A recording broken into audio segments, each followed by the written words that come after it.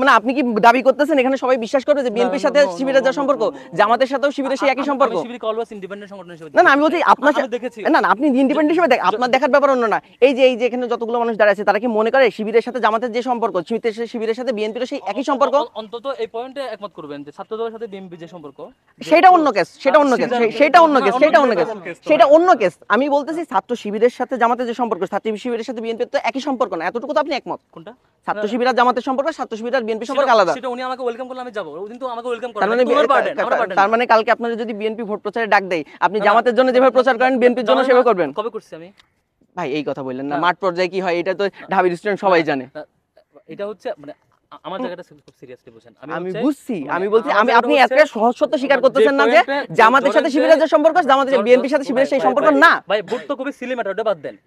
জিয়ার ভাই খালেদা জিয়ার আহ্বানে যখন ইয়াতে জীবন দিয়ে দেয় শিবিরের ছেলেপেলে, এটা আমি অস্বীকার করতেছি না, কিন্তু আপনি যখন বলেন জামাত আর শিবিরের যে সম্পর্ক শিবির আর বিএনপির সেই একই টাইপের সম্পর্ক, একই না আপনি ওই পয়েন্টটা তুলতেই চাচ্ছেন না। না না আপনি ওই পয়েন্টটা আমি অস্বীকার আলাদা না এটা বলতে হবে।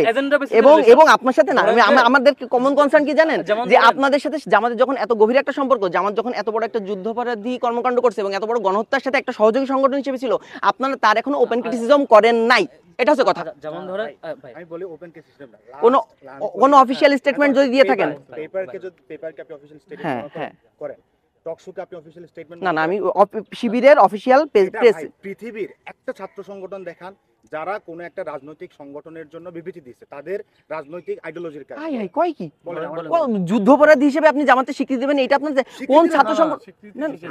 আমি যদি বলি আপনি তার জন্য কোন স্টেটমেন্ট দিবেন না, আপনি তার জন্য কোন স্টেটমেন্ট দিবেন না। শেষ করতে দেন। ধরেন ভাই আমি যখন বলছি ফেলাসি হয়ে যাচ্ছে না এগুলো, ফেলাসি হয়ে যাচ্ছে তো, লজিক্যাল ফেলাসি আমরা বুঝি। আমি বলি আমি যখন বলছি মানে আমি ৭১ কে ওন করে ১৯৭৭ সাল থেকে রাজনীতি শুরু করছি, ইট মিন্স এর বাইরে যারা যারা আছে অলরেডি খারিজ হয়ে যায় না। এটা একটা ফিলোসফির বেসিক আর্গুমেন্ট। না না না, এখন যদি নিও নাজিজম আসে আপনি কি বলবেন নাজিজমের সাথে ওদের কোনো সম্পর্ক নাই? This is whateverism. না দিস ইজ হোয়াটএভারিজম না না আসতেছে তো, আসতেছে না। নিও নাজি বলে কনসেপ্ট আপনারা শুনেন নাই? আপনারা ঢাবি রেস্টুরেন্ট আপনারা কে শুনছেন?